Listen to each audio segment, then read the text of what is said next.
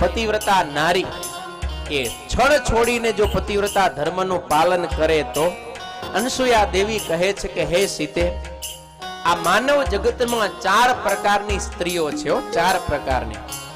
એક ઉત્તમ, બીજી મધ્યમ, ત્રીજી કનિષ્ઠ અને ચોથી અતિ કનિષ્ઠ.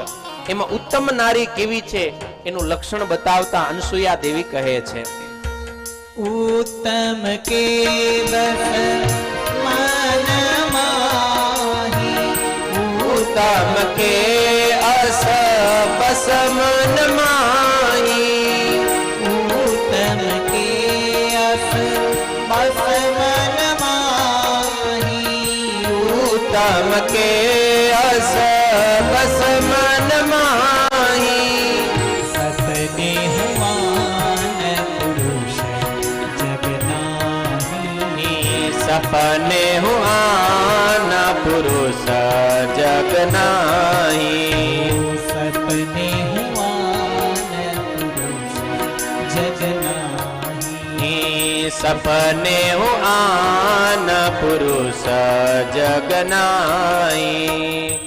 उत्तम प्रकारनी स्त्री कोने कहेवाय?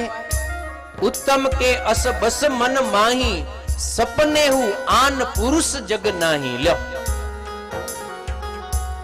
उत्तम प्रकारनी पतिव्रता नारी ए छे के एना माटे स्वप्નમાં પણ આ જગતમાં પોતાના પતિ સિવાય કોઈ બીજો પુરુષ એ પુરુષ નથી.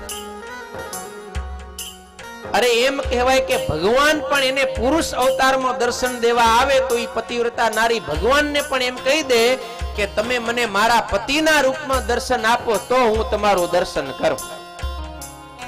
આવી એને પોતાના પતિને વિશે નિષ્ઠા હોય ને એ ઉત્તમ પ્રકારની સ્ત્રી છે કે એના માટે આ જગતમાં કોઈ પુરુષ જ નથી. એકમાત્ર પુરુષ કોણ? એનો ધણી છે, બાકી પુરુષ જ નથી. અને હવે મધ્યમ પ્રકારની સ્ત્રી, એની માનસિકતા, એની વિચારધારા કેવી છે એ બતાવે છે. मध्यम परिपति से, मध्यम परिपति देख ही कैसे, माता पिता पुत्र निज जैसे, भ्राता पिता पुत्र निज जैसे, मध्यम परपति देख ही कैसे, भ्राता पिता पुत्र निज जैसे. मध्यम परपति देख ही कैसे, જે બીજા જગતમાં પુરુષ છે એને મધ્યમ નારી છે કેવી રીતે જુએ છે તો કે ભ્રાતા પિતા પુત્ર નિજ જૈસે. જે પોતા સરખા હોય ને ઉંમરમાં તો એમ માને કે આ મારો ભાઈ છે, પોતાથી ઉંમરમાં મોટા હોય તો એમ માને કે આ મારો પિતા છે, અને પોતાથી નાનો પુરુષ કોઈ પણ હોય તો એના વિશે એવો ભાવ રાખે કે આ મારો દીકરો છે. પણ કોઈના વિશે પુરુષ ભાવ તો થતો જ નથી, છતાંય એને કેવી બતાવી? મધ્યમ. હો, ઘણી વખત આ સ્ટેજને આપણે ઉત્તમ માનતા હોઈએ છીએ કે ભાઈ બીજા પુરુષને બાપ, ભાઈ કે દીકરો માને નારી કેટલી ઉત્તમ કહેવાય. પણ રામચરિત માનસમાં અનસુયા દેવી કહે છે કે ઉત્તમ નથી. એના માટે હજી બાપ બન્યો કોઈક બીજો પુરુષ, કોઈના વિશે ભ્રાતૃ ભાવનાથી કે પુત્ર ભાવનાથી તો મનમાં એમ તો થયું કે પુરુષ તો છે, તો એ મધ્યમ છે. ઉત્તમ તો કઈ? સપને હું આન પુરુષ જગ નહીં. સ્વપ્નમાં પણ પુરુષ કોઈ હોય જ નહીં જગત આખામાં. એ ઉત્તમ પ્રકારની સ્ત્રી, બીજાને ભાઈ, દીકરો કે બાપની સમાન માને, મધ્યમ. અને હવે કનિષ્ઠ એનો ધર્મ બતાવે છે.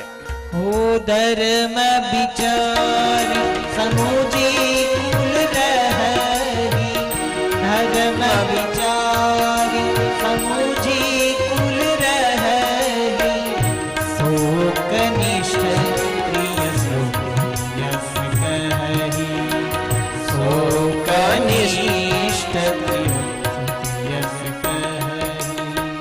કનિષ્ઠ સ્ત્રી કે ઈ કોઈક પુરુષને જોઈ અને એના મનમાં અમંગળ વિચાર આવી જાય, અમંગળ વિચાર આવી જાય, પણ પછી પોતે શું વિચારે કે હું સ્ત્રી છું, શું મારો ધર્મ છે, હું કયા કુળની કુળવધુ છું, કોની પુત્ર વધુ છું, અમારા કુળની કેવી ઉજ્જવળ કીર્તિ છે, મારાથી આવું કરાય નહીં. કેમ એ કુકર્મ કરતા અટકી જાય છે, કરતી નથી, શારીરિક ભ્રષ્ટ નથી થતી, મનમાં માત્ર ખાલી અમંગળ વિચાર આવી ગયો તોય એને એકને કનિષ્ઠ બતાવી દીધી હો. માનથી ખાલી વિચલિત થઈ મનથી તોય એને બતાવી દીધી કનિષ્ઠ નારી છે. પણ હવે જે અતિ કનિષ્ઠ જે અધમ છે ને એને બતાવે છે કે એ નારી કેવી હોય. અરે બીનુ અવસર ભય તે રહ જોઈ, બીનુ અવસર ભય તે રહ જોઈ, જાને હું નારી અધમ જગ સોઈ, જાને હું નારી અધમ જગ સોઈ, જાને હું નારી જગ સોઈ, જાને હું નારી અધમ જગ સોઈ. જે અતિ કનિષ્ઠ છે ને એને તો ધર્મ પણ અટકાવી શકે નહીં. ઈ તો અવસરની જ રાહ જોવે કે ક્યારે મને અવસર મળે ને મોં કાઢું કરું. ગમે ત્યાં ગમે એની સાથે જાય, ગમે એની સાથે ગમે એવા કુકર્મ કરી. અતિ અધમ નારી છે અને એની કેવી ગતિ થાય છે ગોસ્વામી મહારાજ બતાવે છે કે એ પતિને છોડી અને જ્યાં ત્યાં જાય એ પતિ બંચક પર પતિરતી હઈ, રવ રવ નરક કલ્પ સત પરહી. પોતાના પતિને છોડી અને અન્ય કોઈ પણ પરપુરુષની સાથે એ વિહાર કરે છે કે એને મન કર્મ વચને સંબંધ થાય તો એ મરીને ક્યાં જાય? રવ રવ નામના નરકમાં કોટે કલ્પ સુધી પડી અને દુઃખ યાતના ભોગવે છે. સમજી ગયા તમે? તમે તો મનમાં રાજી થતા આજે સ્વામી બરોબર હો, જવા દો તમે તો તારે પાછલી સભાને ઉપદેશ દો એમ. ઈ બધી પતિવ્રતાઓ થાય એમ, પણ તમારે કઈ થવાનું કે ન થવાનું?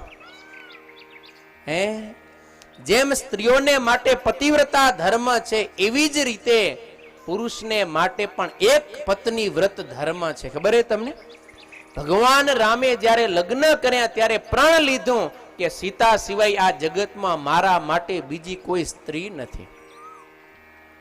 એક પત્ની વ્રત ભગવાન રામે રાખ્યું છે. પુરુષ પણ એક પત્ની વ્રત રાખે અને સ્ત્રી છે એ પતિવ્રતા ધર્મનું પાલન કરે ત્યારે એનું જીવન દિવ્ય દાંપત્ય બને છે. સમજ્યા ને? એટલે એમ ન માનતા કે આ બધી કથા ખાલી પાછલા માટે જ છે, એમ એને જ ધર્મ પાળવાનો, અમારે નહીં. ઈ સીતા ત્યારે જ બનશે જ્યારે તમે રામ જેવા આદર્શ બનશો ત્યારે. માટે પુરુષોએ પણ એ રીતે જીવન જીવવું જોઈએ.